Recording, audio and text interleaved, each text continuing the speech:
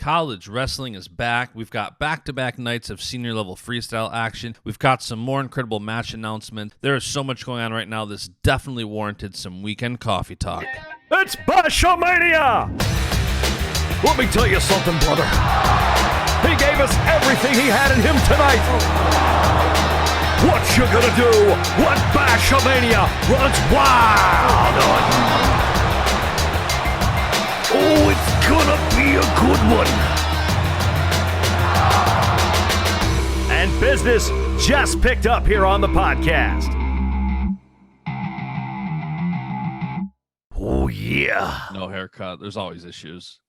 Absolutely. So, actually, let me get my coffee. What did you brew today? Same as last time. Yeah, I got the same as last time, too. The espresso super creamer. Nice. Big fan. So we had a lot of wrestling the last couple days. We really did. It was nice.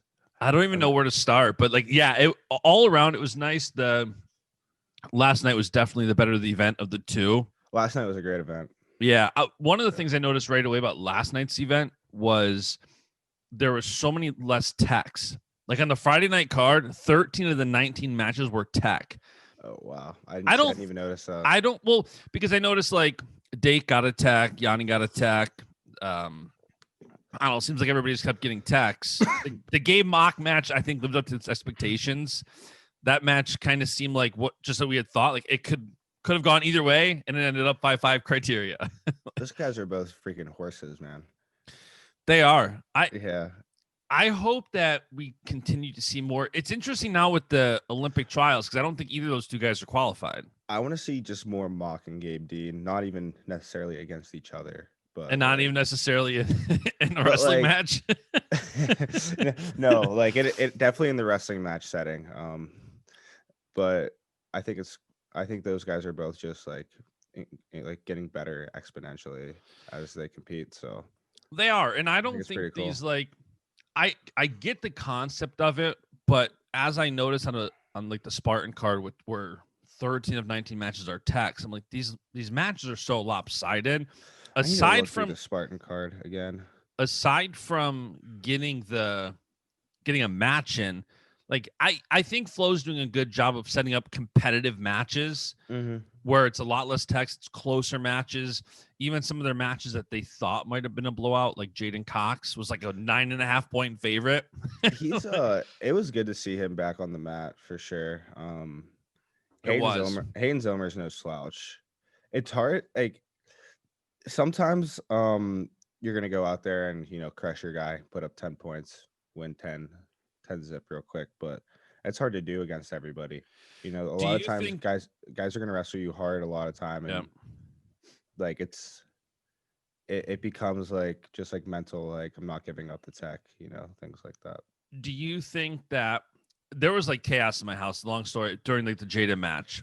Yeah. So I like missed the first period, and I saw Jaden was like down 1-0, and I'm like, wow. I think absolutely everybody is surprised by that. Do you think that's a matter of him not wrestling in 10 months? No. I don't think he's wrestling 10 months. You just think that was... It's a period. I don't know. Sometimes you don't score in a period. That's okay. Like, I guess I'm sure he would have liked to, but like if you're losing 1-0 after one, like that's fine. I mean, we've seen David Taylor losing to a lot of people at the World Championship after the first period. I think we see that with a lot of U.S. guys in general. Well, it seems like I'm hearing more and more. I've heard it. I've heard Dave say it.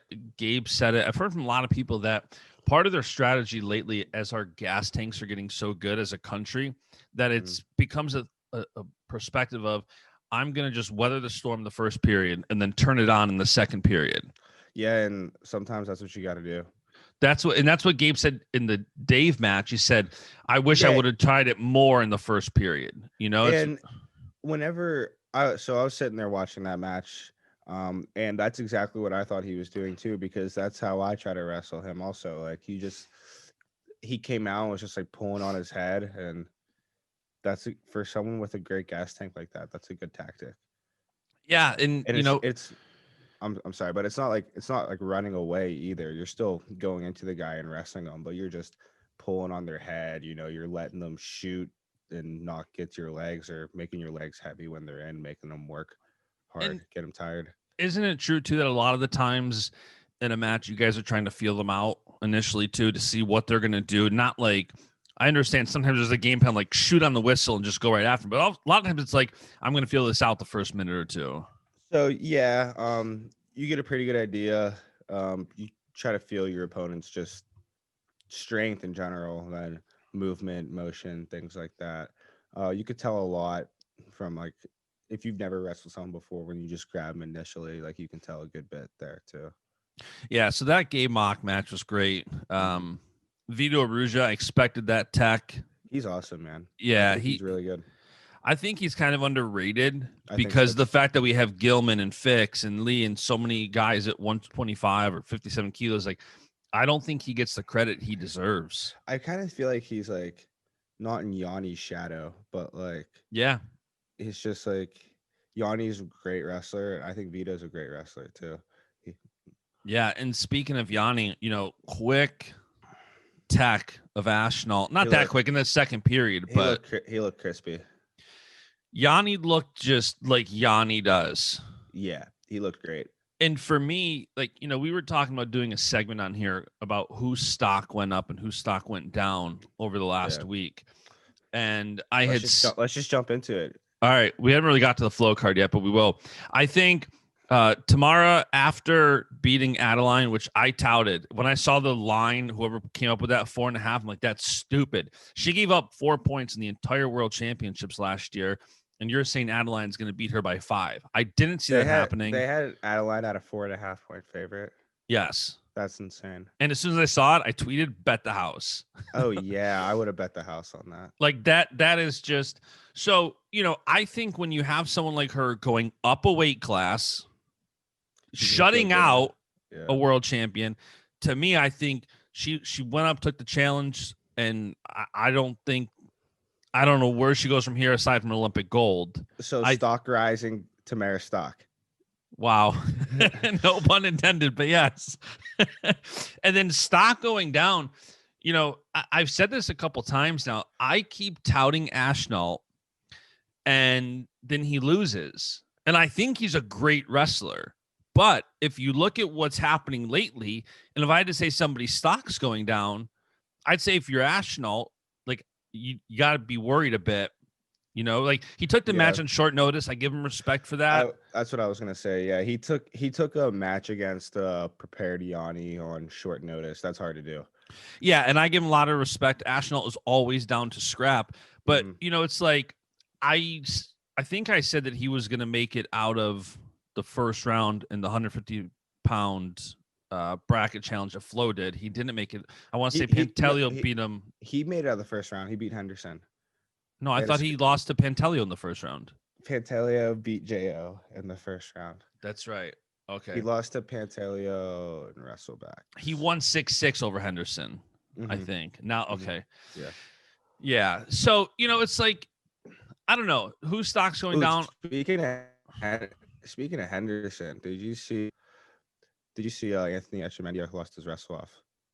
I saw that. Why did you say speaking of Henderson? I was going to say because Henderson got a nice tech in a minute Friday night, but Henderson and him wrestled over the summer, and it wasn't great for Echemendia.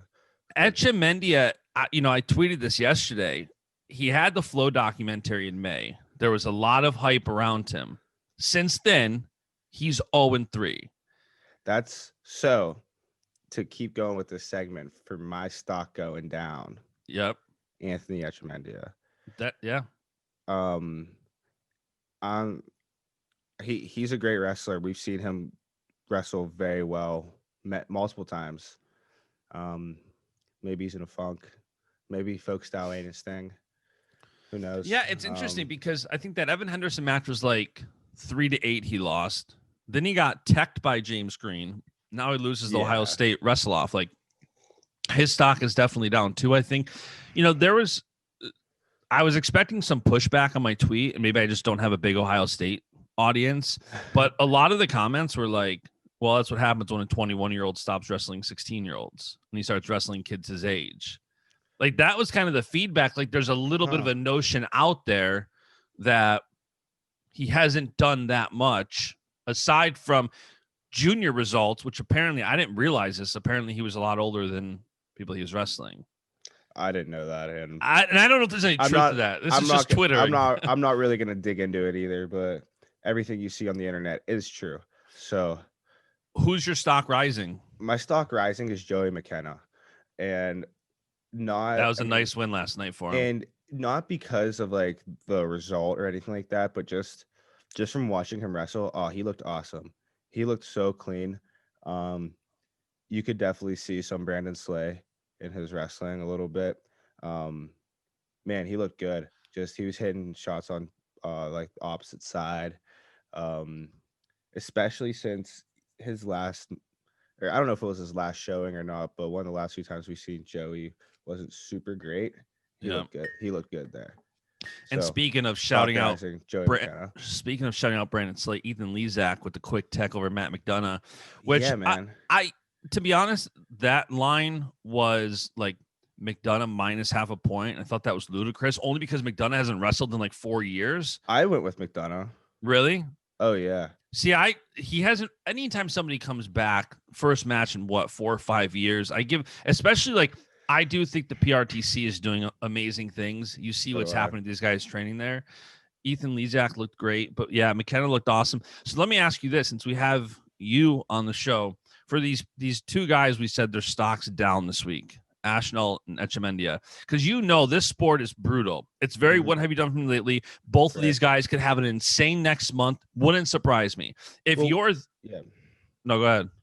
Well, we know Ashnell's going to be back. Correct. Yeah, we know that. So my question to you is, if you're one of these two guys, what do you do? I mean, Ashnell knows what he's doing, right? He's been wrestling good competition and tough guys, and he's just going to have to make some adjustments, whether that's how he's training or, what he's doing while he's training, maybe a different area of focus or something like that.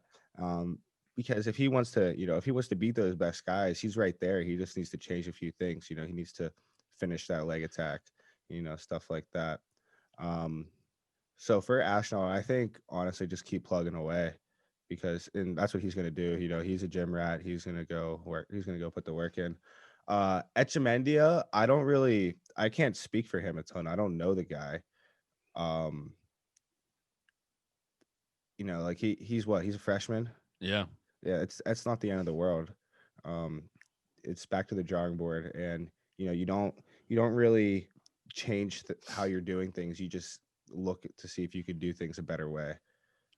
It's interesting because to play devil's advocate, because I always tell people when it comes to creating content and doing things on the side to grow your brand, that anytime I'm ever helping someone, I'm always very careful to say, like, I don't want you to get distracted. So if this is too much, don't do it. If it's too close to competition, don't do it.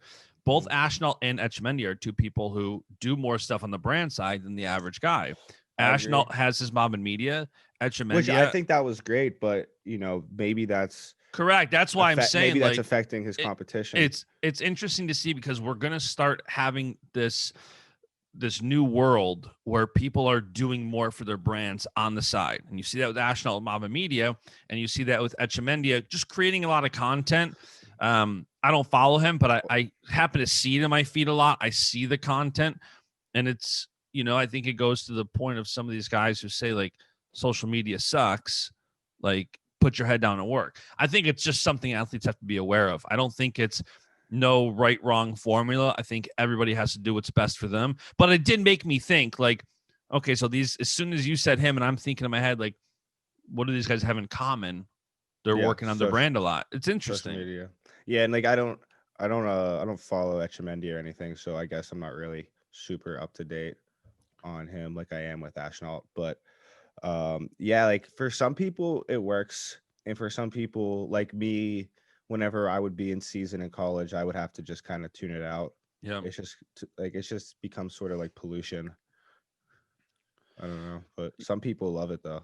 Yeah, no, for sure. And I think there's a lot to be said about it for building your brand, for growing an audience that you can market to. Like, there's definitely perks. It's just, it's a constant balance, and I don't think you can't look at what somebody else is doing and saying, that's what I'm going to do. You have to kind of make a plan for yourself. But back to this theme of stock rising and decreasing. One of the guys I was thinking about too was Seth Gross. Here he goes out, puts on the line once again, gets the 11-3 win over Zane Richards. Is scrappy. He's got some great wins in his belt. I think we talked about that. Seth Gross just continues to get it done. I mean, he got the win over Gilman. He got the win now over Zane Richards. I think he's another guy who he's in that weight that's like he won the Bill Farrell. He just keeps winning. He's lost. I think he lost to Joe Colonna at Beat the Streets in a high scoring match. Aside from that, he's got a lot of wins. Yeah, Seth Gross finds a way to win matches. He does. And it's not always pretty, but it's usually exciting. And his style's unique. It's so interesting. And I'm going to say this. I like watching Seth Gross wrestle, and not always for Seth Gross. I like watching people wrestle Seth Gross. Yeah. Because he has such a unique style. So, like, I know that whenever him and Roman were going to wrestle, that Roman was going to go for some weird stuff, right? Yeah. Roman's going to go for some crazy stuff just because how else are you going to take that guy down? Yeah. Yeah. So I remember watching Roman like the week before Big Tens, I think it was. And I remember watching the stuff he was working on and thinking like it's a cool Zane he was up 3-0 in the beginning. Yeah, he was. He was trying to combat it and see what he could shut down. And Seth just, keeps finding ways to win. Seth was Seth. That's really it for that. He found ways to win scramble positions as he always does. And yeah. What were your thoughts on the Green Lugo match? I thought it went pretty much how I thought it was going to. Lugo is freaking good hand fighter. And James Green said that after the match. I thought James Green looked pretty good. He had a good leg attack. Looking better down to weight than 4 years ago. Yeah, for sure. Yeah, man. I hope he does well. I hope he's able to wrestle and feel good down there, because if he does, he's an absolute problem. Right? Yeah, like, he's one of those. Good. He's one of those guys that we always talk about who you don't want to draw the first round, and I gotta believe James Green's one of those guys you don't want. He's got some explosive doubles. He's got that lace. He's a guy who's always going to make you wrestle your best. Like, you got to be on your toes all the time. Yeah, you can't take a bad shot.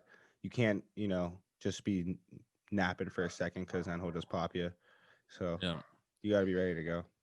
Yeah, 65 is going to be an interesting weight at the trials. I also think the last chance qualifier, it's gonna be fire. The more you see some of these guys, I had tweeted out and I forgot who it was now. But like every now and then I'll tweet some of the guys that aren't qualified for the trials yet.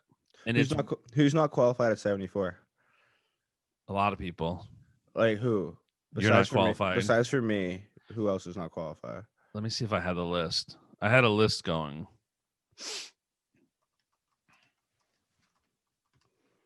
I don't know if I still have it on here. Also, I got my I got to represent my fit M2 training. Got my M2 trained hoodie. By the way, while I see if I have this, David Taylor, Jordan Burroughs match. If anybody's been living under a rock, it got pushed to Wednesday in Lincoln. Yeah. And you're going, right? Out to Austin? Yeah, I'll be there. Now, somebody Austin. Lincoln. Yeah, awesome. They just were. Somebody had mentioned that they asked me if I knew, and I'm like, I didn't even think about it. The fact that David probably can't go to France now. No, he's not going to France. Like, you're competing Wednesday, and I'm like, as soon as somebody tweeted, I'm like, wow, I wasn't even thinking about it. That kind of stinks. Yeah, I don't think he's going. I don't know how you could if you're wrestling hopping on the private jet right after the match, straight to France. I don't know. Yeah, and that's like a 7-hour time difference too. If you wrestle Wednesday night, I know France is 6 hours ahead of. I've never been there, so I've never left the country. I went to Canada a couple times. That's it. What's that like? Not much there. Tim Hortons. By the way, speaking of traveling and like Southern Canada, as soon as we're done with this podcast, the Bills tickets come out for next week at noon.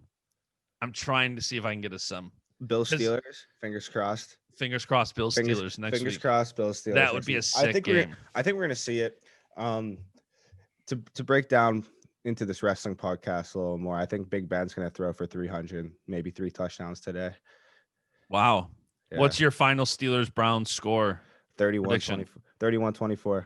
Wow, that's such a popular score prediction. My buddy predicted that for the Bills game yesterday. I'm like, what's your prediction for the Bills? Like they're going to win 31-24. That's a good standard score. There's also a lot of college action going on, which is nice to have college back. One kid who completely caught my eye is Dylan Ragson. Oh, yeah. I love Izzy.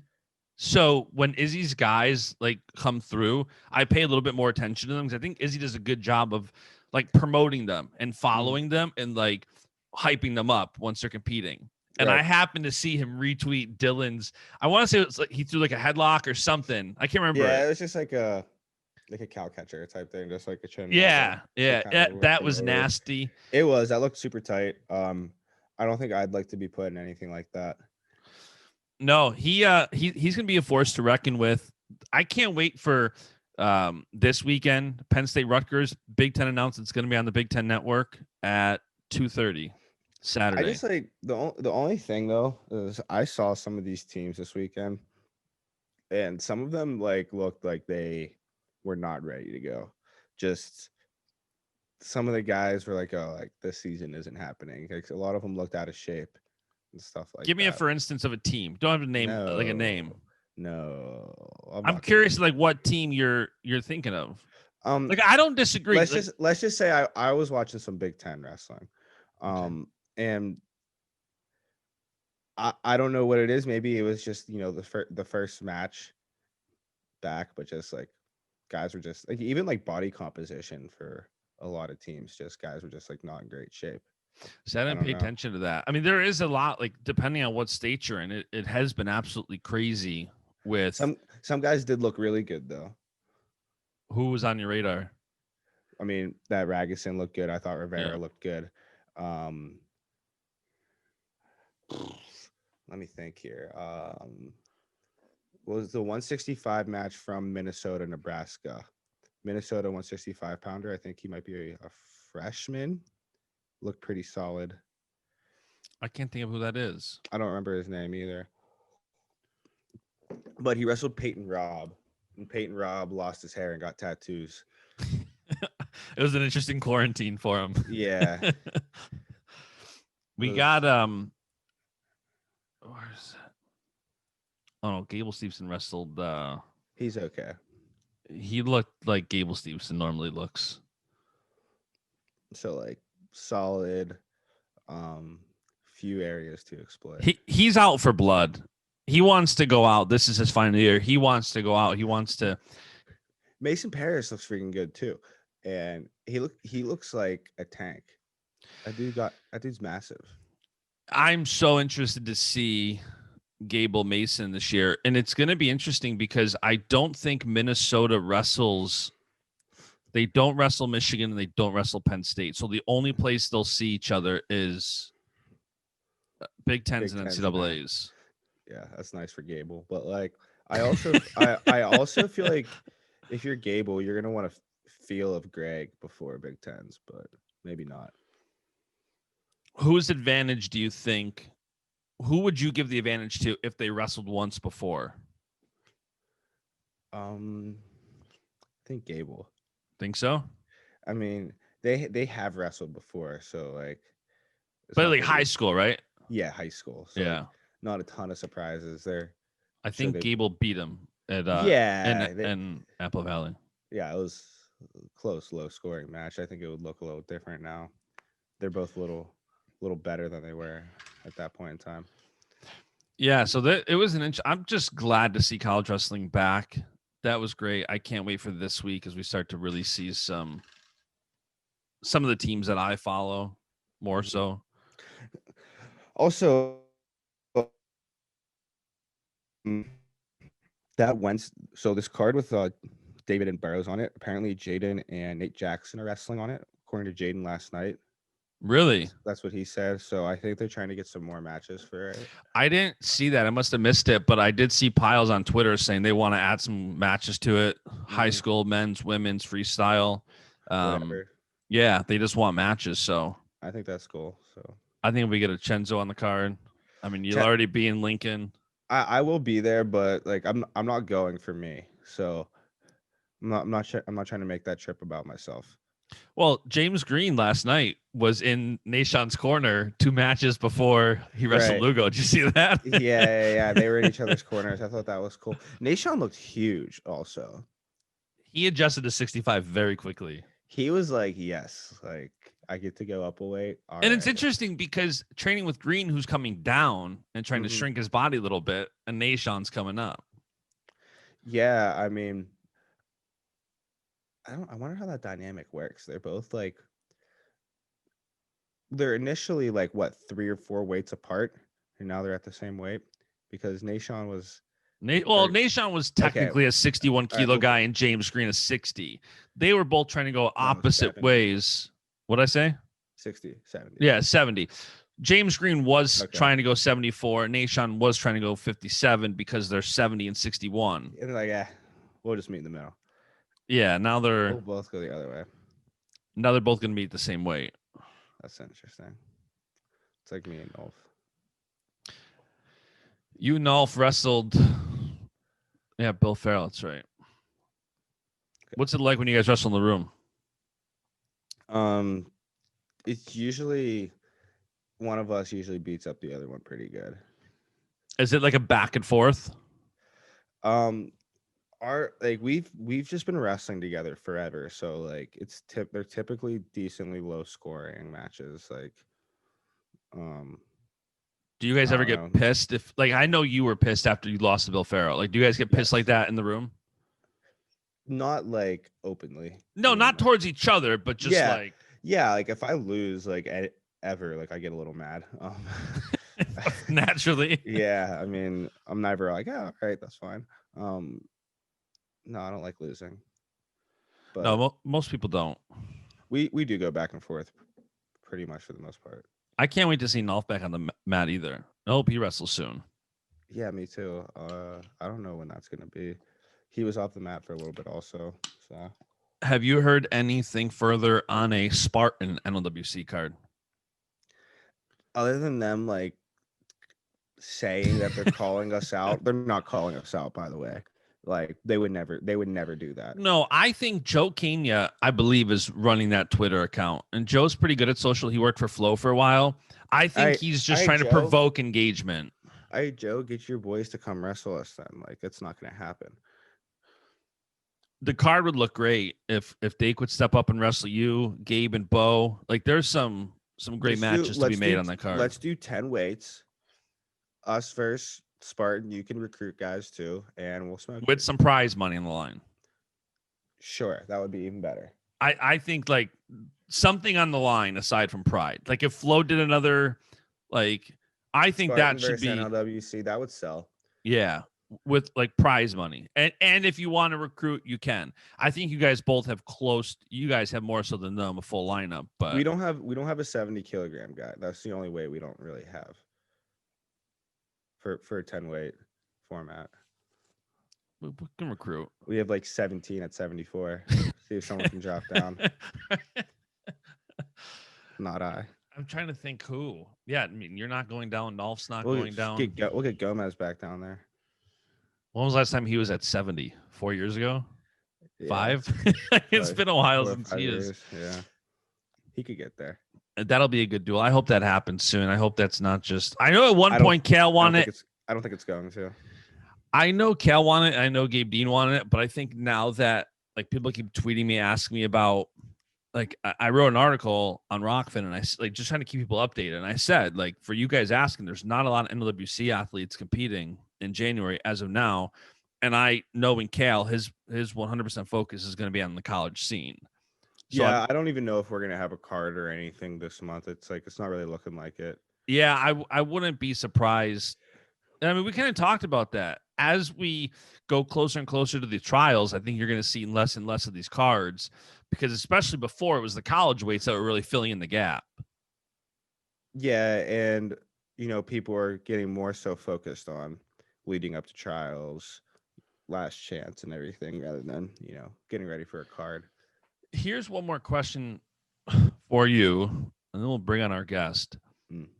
somebody tweeted me asking me a good question yesterday about Mitch McKee didn't wrestle in the Minnesota opener and wrestled on the flow card.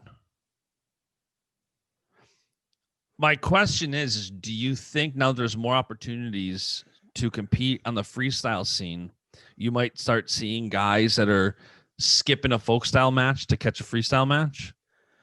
I think that Mitch McKee's head pinch works better in freestyle.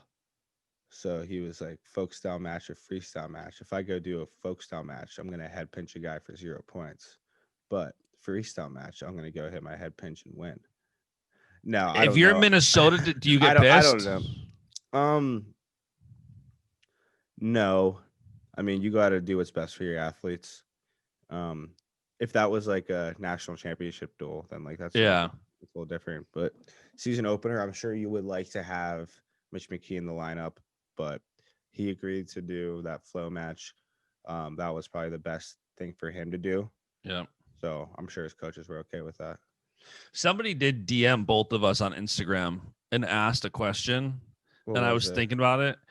They basically said, I'd like to hear from Cenzo about the funniest interaction between Varner and Kale that he has seen or heard about, as I know these guys are always pranking each other. I don't know, man. That's what I said. Like in my head, I'm thinking, like, I don't think they go around like hiding behind walls and pranking each other. Like they're both got that dry sense of humor, but Kale more than Jake. But I don't. Yeah, I don't know. They don't really do that. I have no idea. Yeah. Like great question, kind of. No, like I'm sure, I'm sure you'd want to know that, but I truthfully don't know what to tell you. Yeah, most of their interactions are pretty funny. It's just them just kind of chirping at each other. Dry humor. Yeah. It's just. Yeah, and he said they I know they're always pranking or teasing each other. I don't know that they're always pranking each other. Well, no, like it's not pranking stuff. It's like one time Coach Kale was like, "Yeah, guys, we were laughing about how competitive Varner is, and naturally I laughed the loudest." And I was like, "Yeah, all right." I was like, "That's kind of making fun of both you guys at the same time," but. Oh yeah, man. I don't really know. I don't have a good story per se. Just if it helps you sleep at night, just know that they mess with each other a lot. And they have a lot of fun. Yeah, and their buddies. Yeah.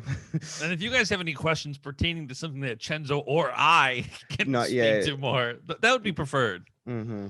I mean, I could talk about my coaches and teammates all day, but who really cares? Speaking of coaches and teammates. All right, we're back continuing for more. 2 quick updates.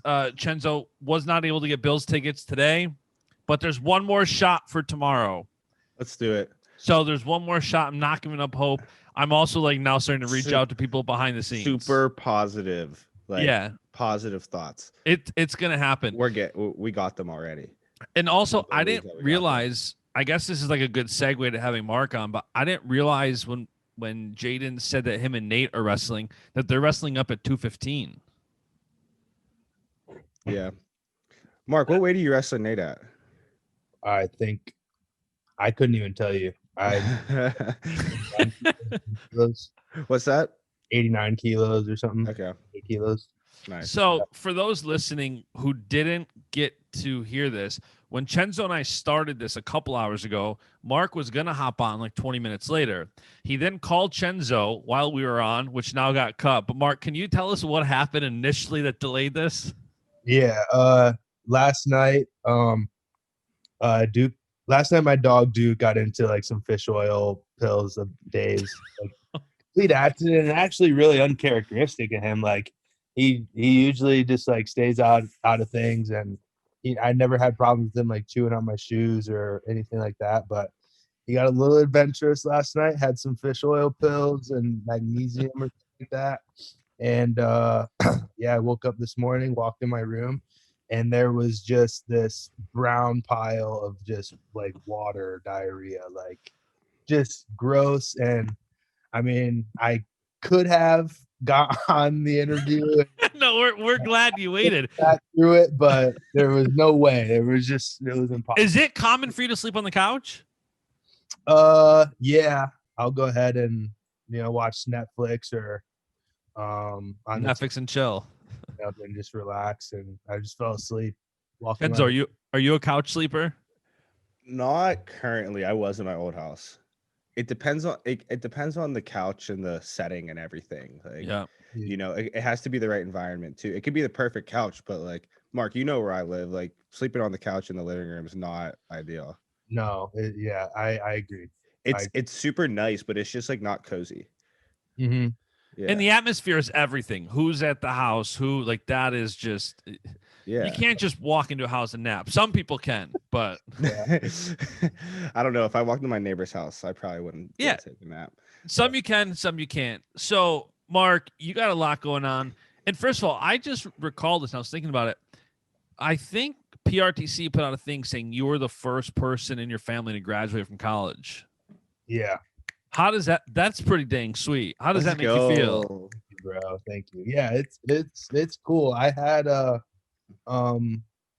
my dad ended up getting a degree from I think Baker's College and like a small college in Michigan, like a while after when he was like 30 or 40, in between there. And but I'm the first one out of my siblings, and so it just feels good. It felt really good to be done. I know fall 2019, I was just kind of going through it, and I'll be honest, I didn't even really. I just wanted to be get done with wrestling, and that was it. Wasn't really about graduating for me at that point. I wanted to get done with wrestling, and I kind of lost track a little bit, and got back on and finished out school, and it felt really good to be done. So you would say that during your career throughout college, that school wasn't like a huge focus for you, more so just wrestling? No, I mean, yeah, 100%. Like I really just wanted to get done with wrestling. That's why I wrestled last year anyways. I was gonna Olympic red shirt. I mean, I pulled out. I got classes maybe like 2 or 3 days before school started. So I was, I was just really looking to be done with wrestling, and yeah, it kind of hit me that like I made it this far. Why would I not try and like put some effort into graduating as well? So got that done, and it feels Fair good. enough. Yeah. And then what led you over to the Pennsylvania RTC? So I ended up moving here like a month earlier than what I normally was planning on. I got here November 15th. I was planning on coming at the end of the semester, but like mid-December. I don't know. I knew it was gonna be between the Nittany Lion Wrestling Club or the PRTC, and I just wanted a new look. I think will be pretty beneficial to me, and who knows? I mean, I don't personally know where my road's heading to next, but I do know that I love it here right now, and I got pretty good training situation, and it's been a good move for these first couple months. Can you talk a little bit about just the difference between living and training at State College then and Philly? Yeah. First of all, I mean, Philly is like, I'm driving to practice, and I mean, I'm getting stuck in traffic every single time. There's no That's brutal. No such thing as traffic in State College. How long does it take you to get to practice? About 25 minutes, 25, 30. Yo. Yeah, we're And like, actually, don't tell me there's no traffic in State College, because that construction on Atherton went on for like 6 years. No, it's still going. It's actually never ending. It still goes on, and it's only, but not now though, because there's not people here. So like the construction isn't going on now. Just like it'll probably start during football season again next year, whenever. And then like, we should get this construction going. Oh yeah, town's packed. Yeah, let's start Atherton construction again. More people here now. Let's do it. All right. So back to Penn versus State College. Yeah. And so we're practicing like right on the edge at Underground Wrestling Club in New Jersey. But yeah, it's similar in that every day I come into practice with kind of a goal. Every day I come into practice with a plan of what I want to do and what I want to get better at that day. My motivation has not changed one bit. But as far as it is a little different in that, you know, I don't look around and see, you know, like world champions, world medalists, and like Franklin Gomez, Bexod, David, NCAA champions everywhere. But I think the big thing is that what I do see is like some pretty motivated guys who want to get better, motivated guys who come to practice even without those accolades, even without those exterior kind of things that can build up on a person.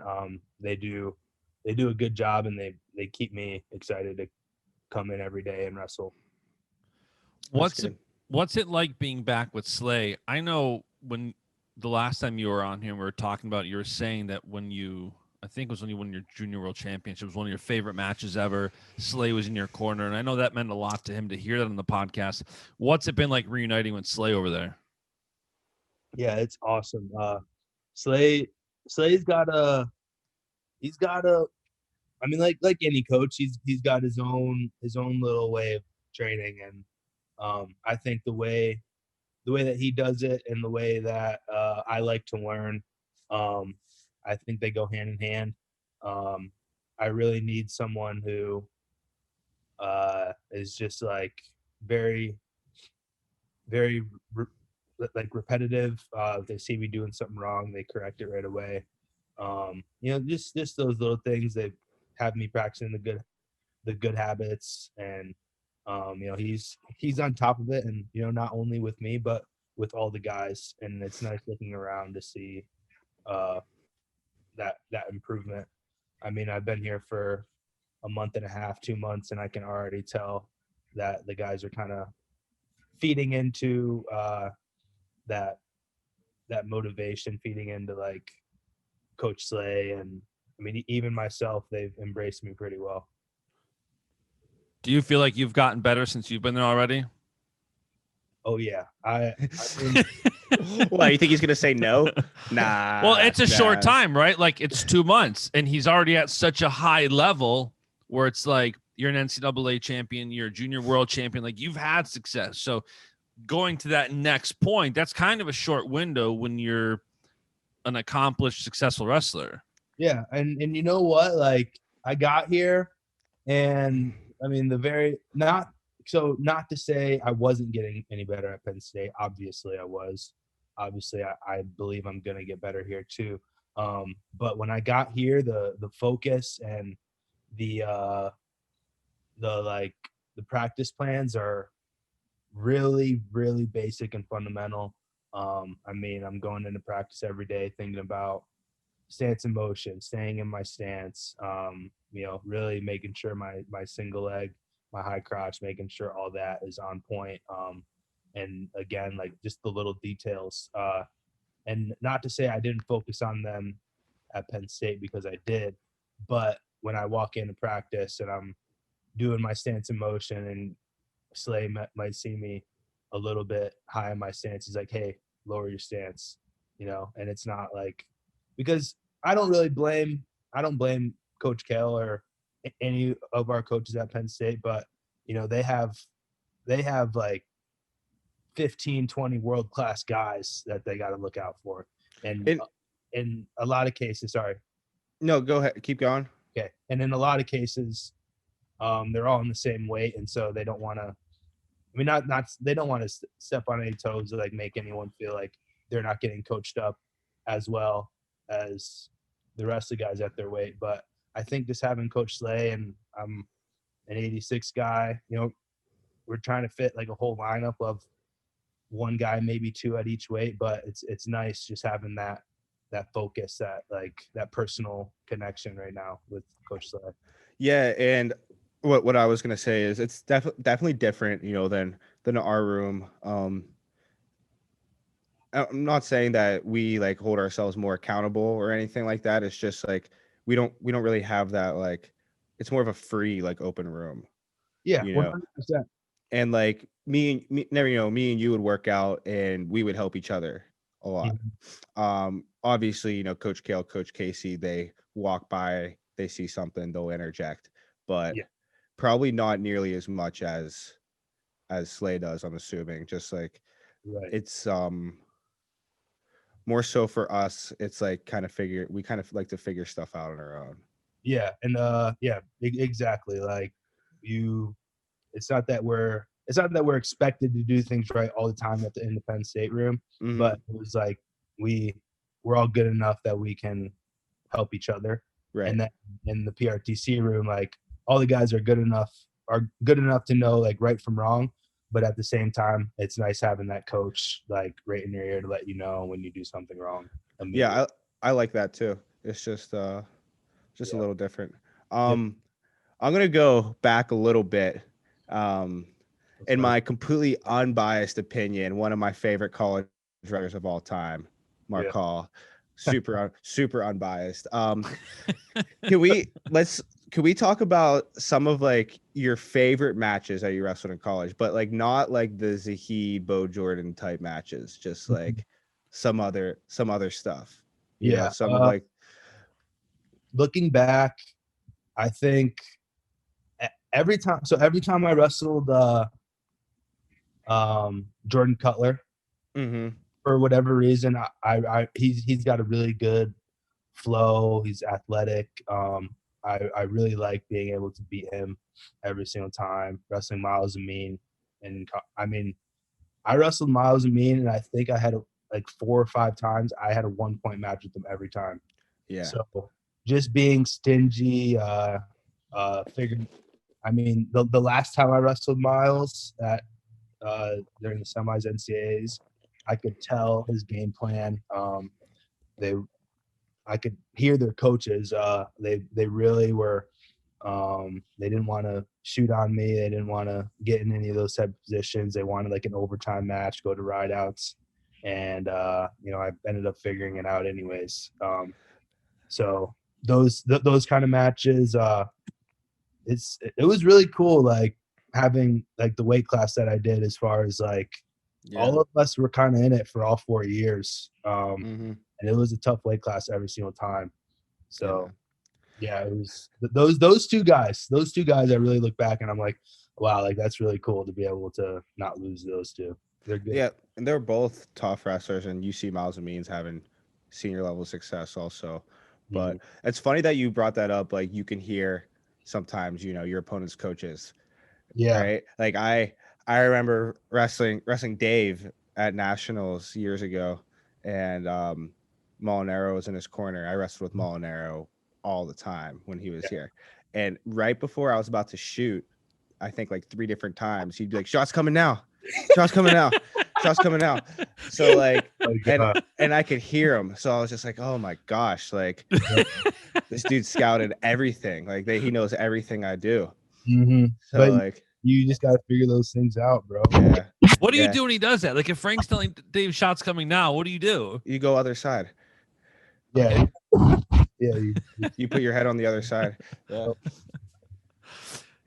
I got 2 questions that I just thought of with what Cenzo said. Number 1, how did it feel that when you became a freshman champ, Cenzo did it before you?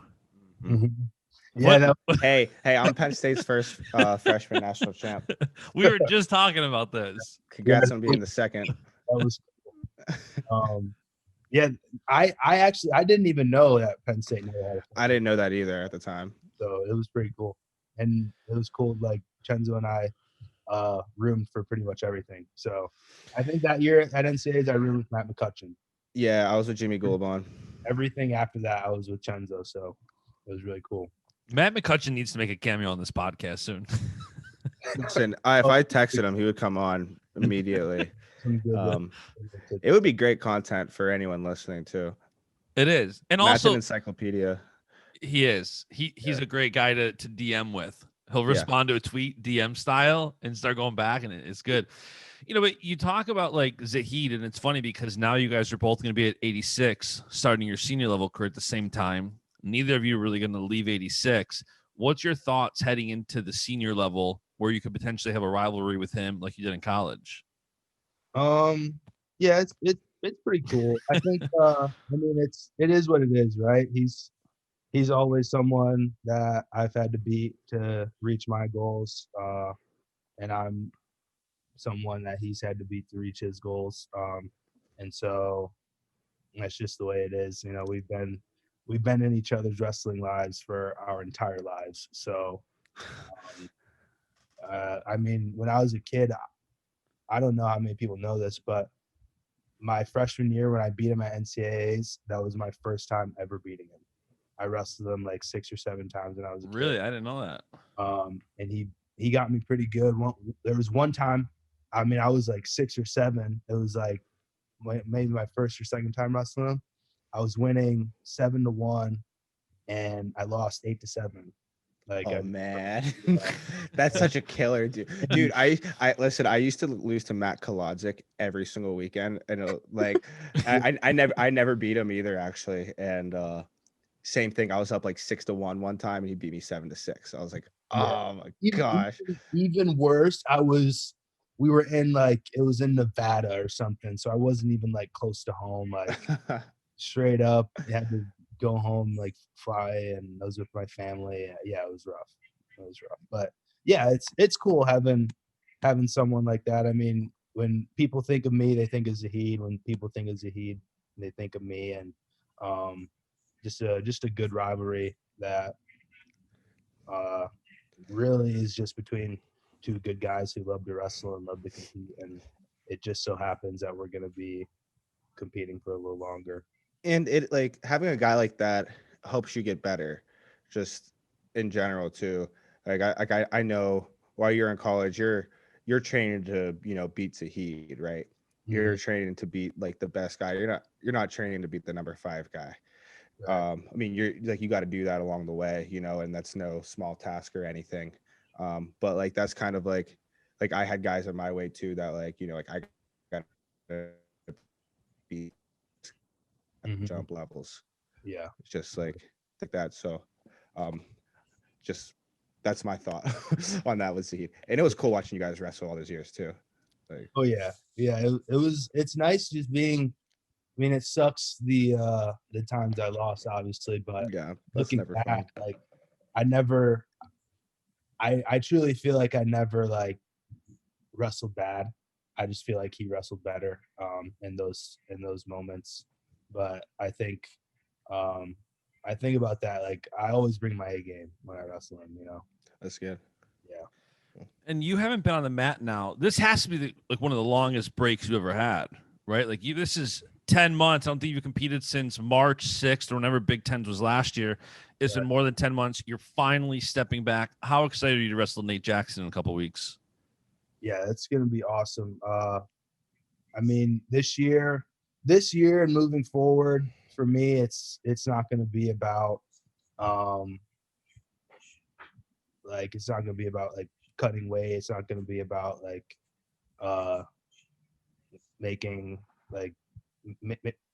making sure things are like my weight's good going into a tournament or like dieting this year. It's just this year and so on. It's just going to be about getting bigger, getting better at wrestling, and kind of moving into a new weight. I know. I didn't really cut a lot of weight in college, but my senior year was a little rougher than years prior. And so I am just done with that. So, I'm probably a little undersized at the moment for 86 kilos, but, in a couple months and being able to wrestle guys like Nate right now before, the big show and having to qualify for trials and stuff is going to be really good. So kind of see where I am, see what I need to work on. I was gonna ask too, with putting weight on and stuff, like, have you felt any difference just like wrestling? Like, has it like affected? I know you've always been known as a really fast guy. You think that affects you? Think that affects your foot speed at all? I'm gonna be honest. I think it actually did mess with my timing. I mean, not wrestling a lot this summer. Yeah, that'll do it. Also putting on some weight over the summer and the fall. I think it did kind of mess with my timing. So just trying to get that back. And yeah, I mean, you put on like 10, 15 pounds there. You feel the difference from 180 to 195, 200, So yeah, definitely. It's been a little different, but I've adapted well. Okay. Well, I'm laughing because I'm thinking about when Cenzo was on here back, I think like in the fall maybe, and he was telling me weight cutting stories, like chugging chocolate milk and stuff. I'm curious that's the opposite of weight cutting. Chocolate milk. If you had to think of a time when you look back and just laugh at yourself for like a stupid weight cutting story, is there one that pops in your head? Yeah, two. What are they? Let it rip. One was last year for the Wilkes Open, I was like 8 or 9 pounds over the day before going in. So, and I actually developed a really bad habit of like never checking my weight. So that's how those things happen. And me and you both, pal. Actually, Cenzo like helped me out my senior year. Like he was like, dude, I know you don't want to, but like we just have to start checking our weight, He's like, it's really big, just knowing because we gotta take this seriously now. Yeah, yeah. Going in every week, like during the preseason, and like we do like descent or whatever. And for that, like I didn't really check my weight at all until the last day. And 2 days out. 2 days out was when you first check your weight. Yeah. So I wouldn't check my weight from NCAAs until 2 days out the first time we had to make descension weight, like the following fall, like 6 months. So that's the bad habit that I developed a little bit. And yeah, I was like 8 or 9 over for the Wilkes Open, and I got it all off and wrestled the tournament. I beat everyone pretty good, but that was pointless. Like, why would I be that much over for the Wilkes Open? And then another story was making 74 kilos the last year of my junior nationals. So that Sunday, I think we weighed in on, it was still the day before weigh-in. We weighed in on Friday, wrestled Saturday. And I think that Sunday I was like 182, 183, making 163. And yeah, just foolish, like really stupid. And then you know what, like that year for the Worlds, I made weight, so like it was perfect. Like I was like 5 over going in to the week. Like I just felt really good. And but yeah, that was another time where I was like, what am I doing? Like, why am I doing this to myself? I remember your weight cut for that. You like started like 5 days out. Yeah. Yeah. I started really late on it. I same thing, like did not worry about a thing. I was like, okay, this Sunday I'm gonna check my weight and I'm just gonna go to work all week and like make weight and figure it out. See, I did the same thing that year, except I waited till like 2 or 3 days out. And then I didn't get the weight off. Yeah, you got to like, it was like a pound or something, like 2 pounds. I was in the sauna. I kind of just like stopped sweating. Mm-hmm. I was like 2 or 3 over, and like I was just like dry and sticky. Yeah. I did my plastics workout that I usually lose like 3-4 pounds. I lost like, I think maybe a pound, and I was just sticky. That's wraps, bro. That's terrible. That stinks. Oh man, those two stories alone are like why I refuse to like cut weight anymore. I'm just done with it. Dude, Gilman saw me quit while cutting weight in the sauna, and he still gives me crap for it today. Oh really? Yeah. I didn't know that. Yeah. Be around for that. That's I mean, it sucks, dude. Yeah, you were wrestling. I was attempting to do that, but I didn't get to. Wait, which story is that? That was out at trials a few years ago. You didn't make weight? Uh-uh. I don't ever remember hearing that. So you Yeah, went, didn't make weight? Yeah. How have you never mentioned that? And what did Gilman Because say to you? Because it's embarrassing. That's why I haven't mentioned it. So wait, so Gilman, I'm thinking Gilman like recently, NLWC. This was Iowa Gilman.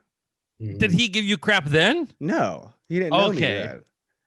What? But now he brings it up. No, I brought it up to him because I'm like, dude, don't make fun of me because like I know you remember that because he was watching. Like, yeah, of course he's gonna remember that. So watch this kid quit in the sauna. He's so soft. Like, welcome to State College. Don't ever bring up that time I didn't make weight. Yeah. Oh man, I love that. Mark, another question I have for you. Yep. You've been doing a lot lately on your brand side. You've been starting to do some stuff. You do this Sunday night baby Marky stuff. Tell me a little bit about what that is, and people who listen to this, I've seen some of them paying attention to you. What are you doing? Yeah, I haven't done the baby steps in a little bit. I want to make it look a little more like professional. And I think like that starts with like either like a Twitch stream. I have a little bit of a website now, so figuring out how to use that. But I most definitely will be getting back to that. But pretty much all that is just my way of being able to interact with like the wrestling community that I probably like if I didn't do that, I probably would never have a chance to interact with. And over the summer and just trying to figure out ideas and things that I can do to do something like that was really beneficial. It kind of helped me like over the summer and the fall of being hurt and figuring out ways that I can still keep wrestling around in my life. And it also sucked because years past, if I had like a little something going on, I could still go into the room. I could still see the guys, still see my teammates. And with COVID, obviously being hurt, you can't like go and spectate, obviously, with practice. So, and I didn't really, another thing, like I didn't really have an obligation to.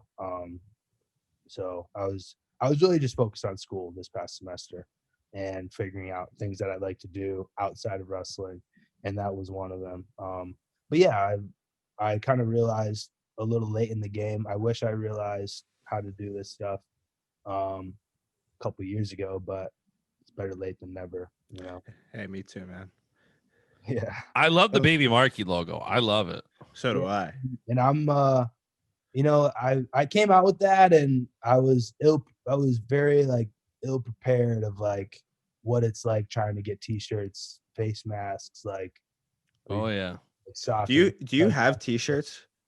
I got my first round of t-shirts I'm taking to a camp maybe next week, and so hopefully I'll be able to do that. And then after, like, seeing how they sell, seeing how the kids like them, I'm sure they'll love them. But from it's moving forward from there. And also, I mean, this would be a lot easier if I had like a brand signing like Rudis or Nike or something. But yeah, I think that all the time.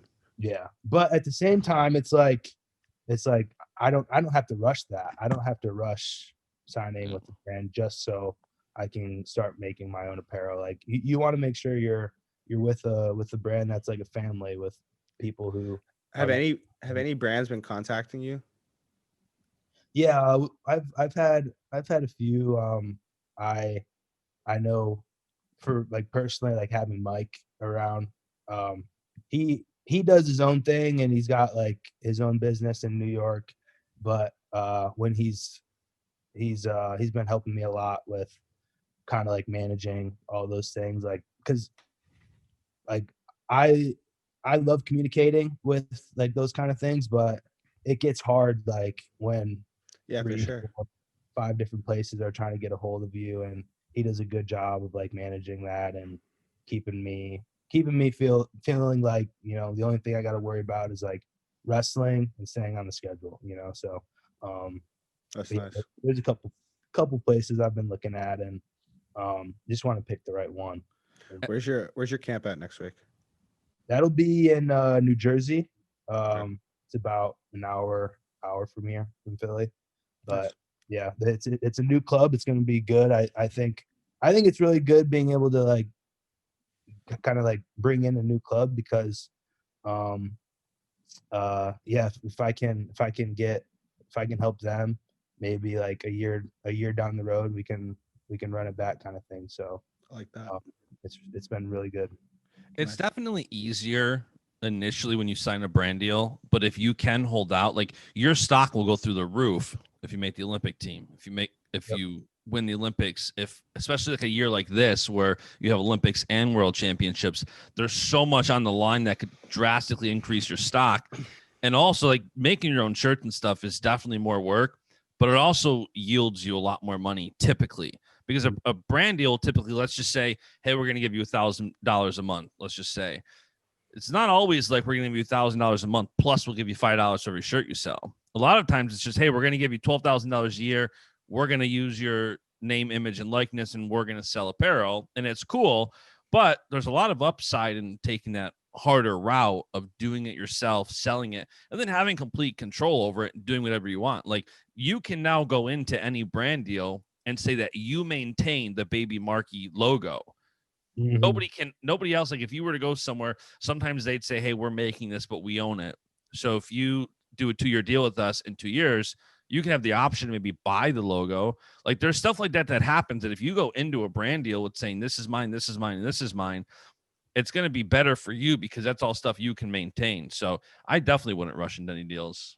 Yeah, definitely. I think, like I said, this is pretty newer to me. So just kind of understanding how all that stuff works. Like, I don't really know what the future holds as far as like my wrestling goes, but I do know, like, if I can, like you said, get my stock up, and I know when I go to these tournaments, I've made up my mind that I'm gonna go and wrestle my best. That doesn't mean I'm gonna win, but I do know that I'm gonna keep putting my best foot forward, keep competing as hard as I can, just like I did in college, and hopefully, like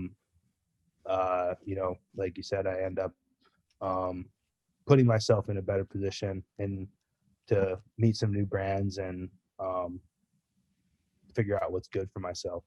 And if you can get shirts before, this adds more logistics, but my 2 cents, if you can get them done and ready, you should 100% be wearing that shirt when you compete on January 29th and then sell it. Because when you walk out in that, when you walk out and wear that, people are 100% going to say, like, where can I go get that? Where can I go get that? It's a missed opportunity, because a lot of times you guys will wear just shirts you're comfortable in, or just you'll wear whatever. But if you're wearing something like that, and now people can say, where can I get that? You have it ready to go. Man, relevance is everything, and timing is great. Yeah, it's definitely, if you can get the logistics of it, having them ready to sell when you're at the tournament. That's what everybody wants. Everybody wants to wear what you guys are wearing when you're wearing it. What you wear to Olympic trials or a qualifier or a Rockfin card, that's where you're going to be photographed in. People are going to be watching, and they're going to say, where can I get that? And if you have the means to have it online, even if you just get a simple Shopify store up or something, you'll see good rewards, I think, on that. Yeah, definitely. Yeah, I need some Marky merch so I can start rocking it. Yeah, 100%. You know what's funny? Like Bash saying that. I remember like having to work, but like walking around the kids tournament and rec hall that we have every year. And they're all wearing Bo Nickel shirts. Yes, everyone. Every kid has blue hair and has a Bo Nickel shirt. Talking about. Yeah, they have blue hair. They're wearing Bo Nickel shirts. They're wearing like the pink little pink socks that he wears, like like a version of the pink socks that he wears. They're like everywhere. But like, yeah, you're crazy. Yeah. Crazy. Funny you say that, and it's funny that Cenzo knew exactly where I was going with that story. Because I was there too, and I was like, "This is insane." Is this the Bo Nickel Open? But that's what people want to replicate. They want to replicate what they see. It's like, it's cool. No matter what, it's cool to have your own apparel, and it's cool. People are going to buy it and support it and want to wear it. But it definitely drastically makes it more in demand if they see you in it, because they want to be like you. Would you ever dye your hair blue to sell T-shirts? Me? Yeah, you. The craziest. No, I'm not saying he did that to sell T-shirts, but like, no, the craziest thing I ever did with my hair, and I definitely wouldn't do this again. But like I did the Ed Ruth half blonde, half. When'd you do that? That was for Fargo, my freshman year. Yeah, yeah. It was. I would have told you looked really cool. Cenzo would have been doing the same thing. Hey, what did I try to get our team to do freshman year? Was it shave our heads? Bleach. Yeah, bleach. I tried to get, because that's never been done before. Well, it would be hilarious. We had 5 national champs. You don't and see blonde that. hair. Yeah, you don't see that ever. That's true. Yeah. 5 national champs and blonde hair. I'm here for it. Yeah. Oh man, Cenzo, what else you got for him? Anything? We miss you, bud. That's pretty much it. Yeah, I miss you guys too, man. It's been. What do you miss most about State College, and why is it Cenzo? Yep. It's Waffle Shop. It's Waffle Shop. It's Sowers. It's Sowers is great. They have an awesome business there. That's one of the best establishments in probably the state of Pennsylvania. Very great food there. Great people. And how they do it too. Yeah. Yeah. I think I'm not sure how, but I'm pretty sure they don't, like, a lot of what they make goes to like charities now, and like they have they donate a lot. Yeah. Them. I definitely miss just like being in the wrestling room. Yeah. It's so blue. Oh yeah, blue everywhere. It's so blue. My wardrobe is blue as well. Yeah, me too. A whole bunch of blue.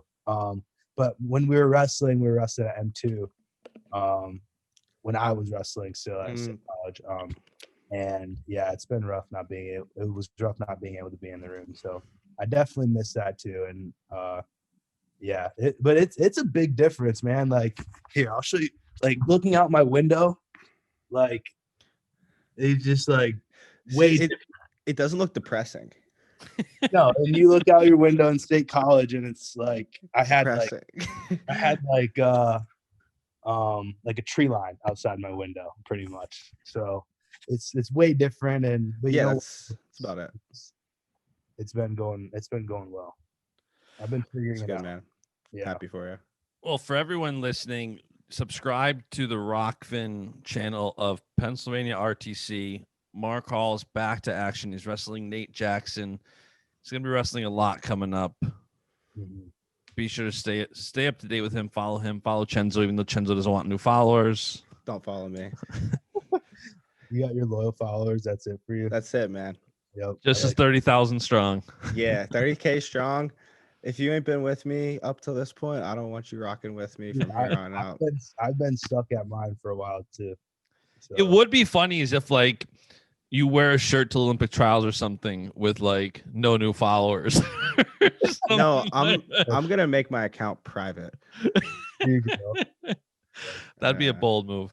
All right, guys, go enjoy football Sunday. Mark, thank you for making the time. Cenzo, we'll be back soon. Pleasure as always. And that is it for today's episode. Thank you so much for tuning in. I hope you enjoyed this conversation as much as I did. If you did enjoy this episode of the podcast, be sure to leave a 5-star rating review on Apple Podcasts, and be sure to subscribe so you don't miss out on more episodes. For more wrestling content, be sure to follow Baschamania on Facebook, Twitter, and Instagram. And follow me. I'm at JBash on Instagram and at JustinJBash on Twitter.